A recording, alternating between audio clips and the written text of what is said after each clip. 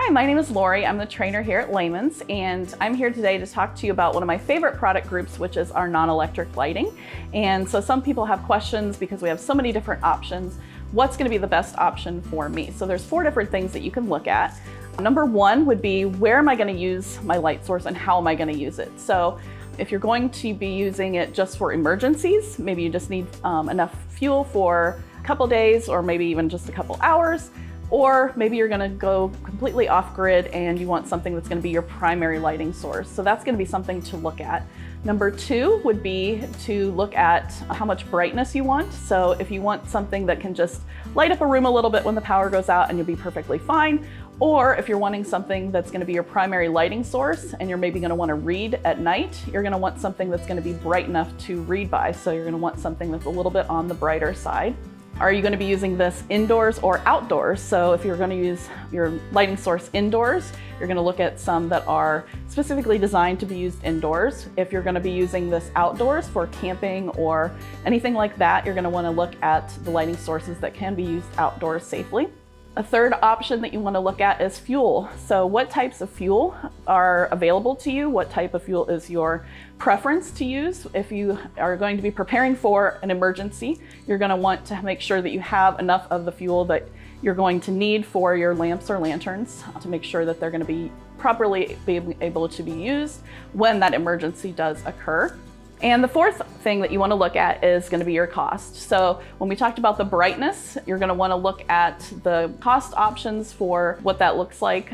Your dimmer options are going to be a little cheaper. Your brighter options are going to be a little bit more expensive. So however you're going to be using the light source, you want to look at the cost and the budget to see how that fits in with what you're going to be wanting to use the lights for. So to help you decide what lighting option is going to be best for you, I've broken down our different options into 4 different categories. The first category that we're going to talk about is your dimmer economical options, which include olive oil lamps and candles. So I have an olive oil lamp here. These lights are nice. They're going to create a nice ambient lighting for you if that's what you're looking for. Something that you can use indoors. It's going to light up just a little bit, but you're not going to be able to read by this light. You can use several different types of oil in this particular type of lamp, anything from olive oil, which burns the best. You can also use corn oil, hemp seed oil, grapeseed oil, lots of other different non-renewable options like that. However, you do not want to use a kerosene or any kerosene alternative or lamp oil inside this particular lamp, simply because if you look really closely, you can see how close your fuel is to where your flame is going to be. So if you were to use another type of fuel that's very close to the flame, the whole thing is going to ignite, so that's not very safe. So just to give you an idea of what this lamp is going to look like lit, I will go ahead and light it. And it does take a little bit longer to catch the flame. Oh.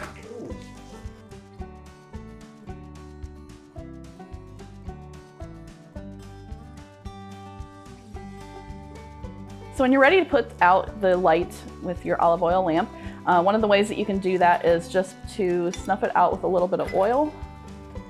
If you would blow on it, it does create a lot of smoke. You can also put the lid on, but that's not a great idea because the heat will actually cause the lid to get stuck on your jar. So not a great option to do that.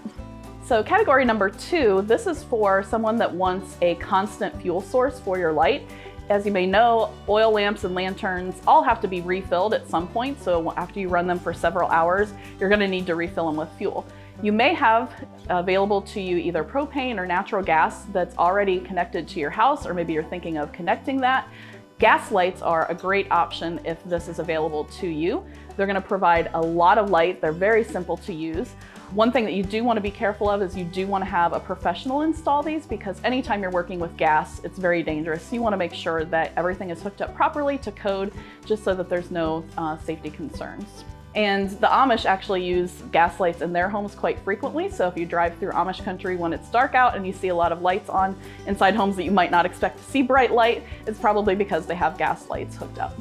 So the next category we're going to talk about is simply outdoor lightings. If you're going to go camping a lot, or if you like to entertain on the patio and you want something that you can safely use outdoors that's going to be super, super bright, you would want to go with one of our pressurized lantern options, which would either be our Petromax or the Aussie Bushlight. And these are going to provide a lot of light for you.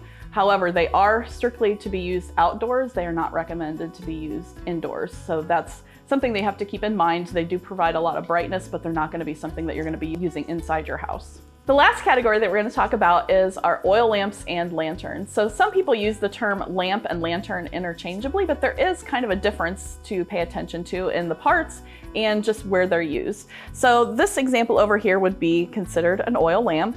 What's in front of me here would be considered a lantern. So obviously they look different. The main differences would be that one is to be used indoors, which would be this one, and the lanterns are to be used outdoors. So you can see if I would take this outside, that the wind is going to blow the light out right away. Whereas a lantern is designed to have the globe covering the wick and your flame, so it's protected. So I could take this outside and not have to worry about the wind blowing out my lantern. Another option or another reason why they're different is that this one, again, being used outdoors, is created to be weatherproof. So there's going to be a coating on the outside of most lanterns that protects them from the wind and the rain and the elements, so that when you get them wet, that they're not going to rust right away. This would not be the case for a lamp such as this one over here. Using it outdoors, it's not going to hold up to the weather at all. So that's kind of your main difference between what's considered a lamp and what's considered a lantern. So all of these options, including the Aladdin on my side right over here, they're all going to use the same types of fuel. So you're going to want to use kerosene, which is a fuel that's going to burn very brightly, but it does have a noticeable odor to it. So some people may be very sensitive to smells, so you may not want to use kerosene just because of that reason. There are kerosene alternatives such as Clean Heat, which would burn bright as well, but it's not going to have as much odor as your kerosene does. It's going to have a little bit, but not nearly as much as what a kerosene will have. The third option is the Aladdin brand lamp oil, which is going to be the cleanest burning of the three. It's going to burn very bright, and it's going to also burn with very little odor. Now, when you compare the three fuels, your kerosene is going to be your cheapest option. Clean Heat's somewhere in the middle, and your Aladdin is going to be on the more expensive side. So pros and cons to all different fuel types. So it's what's going to work best for you that's going to work in all of these lanterns. You can also use lamp oil, just a standard lamp oil as well.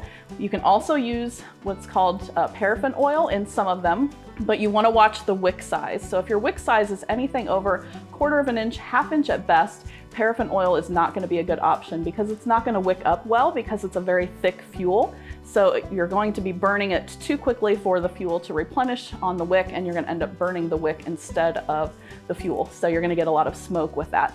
But the nice thing about the paraffin oil is it is a very clean burning fuel as well. So people who are sensitive to smells, this is a great option for them. Paraffin oil is not going to be able to be used in an Aladdin lamp simply because it is way too thick. It's going to clog up the wick and the burner, and it's not going to burn properly. Another thing that makes a lantern great for the outdoors is the handle. So these are made to be portable, so you can take this with you, carry it by the handle, pick it up and go. You can take it camping, take it out to the barn, or wherever you need to. It's going to be a lot more portable than what an oil lamp is going to be. So one thing about oil lamps, another name that you might hear them called is either a table lamp or a shelf lamp. So usually your table lamps are going to be taller, which is like the Aladdin here. A shelf lamp is going to be a little bit shorter. Shelf lamps can also be used in a hanging bracket or a wall bracket. These lamps are designed to be stationary and not portable. Some of them will have a carrying handle that you can carry it from room to room, but they're not as portable as what a lantern would be, that you can carry it around with you more easily. So when I started at Lehman's over 20 years ago, I knew nothing about lamps and lanterns. When I moved into the trainer role, I actually had to start learning a little bit more about them, how they worked, and be able to train our team members on the differences, how they work, the parts, and everything like that. It was very exciting to kind of learn the insides, how they worked, all the different parts. And the more I learned, the more fascinated I became. And I just became a huge fan of our entire collection, with the Aladdin lamp being my favorite of those. So my love of Aladdin lamps especially grew when I got to actually go and tour the facility where they were made. And I got to see the entire collection of lamps from way back when they first started in 1909 till the ones that are currently in production.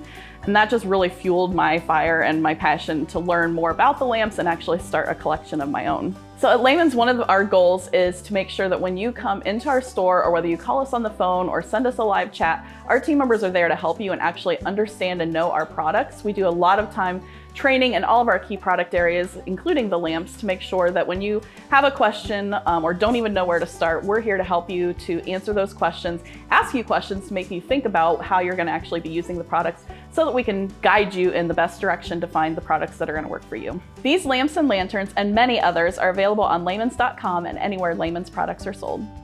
Let us help you take the next step on your journey to a simpler life.